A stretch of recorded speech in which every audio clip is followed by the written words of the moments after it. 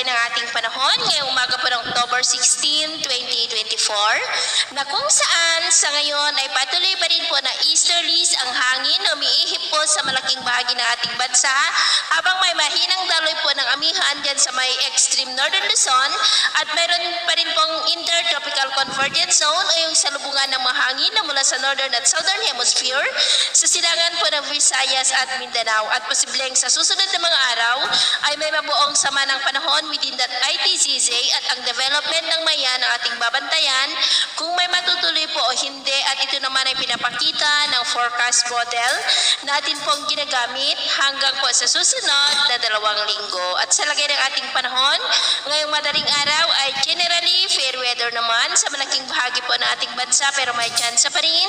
ng mga isolated rain sa ilang bahagi ng Palawan, Iloilo, northern part ng Negros, Cebu, Bohol, southern Leyte, Zamboanga del Sur, northern Mindanao, Davao at Sorsogon. At mamaya po ay sisikat ang araw sa malaking bahagi ng ating bansa pero may chance pa rin ng muulap na kalangitan with isolated rain sa ilang bahagi ng Palawan, Polillo Island, Catanduanes, Iloilo, Basilan at Lanao del Sur. At mamayang hapon, generally fair weather pa rin naman sa malaking bahagi po ng ating bansa pero may chance pa rin ng maulap na kalangitan with isolated rains. Diyan po sa may Palawan, ilang bahagi ng Camarines Sur, ilang bahagi ng Kabisayaan at Mindanao.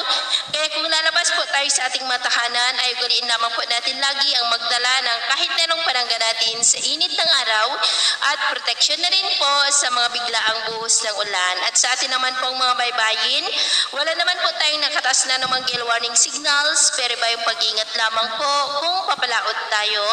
para po mas makaiwas sa mga sakunang pangkaragatan.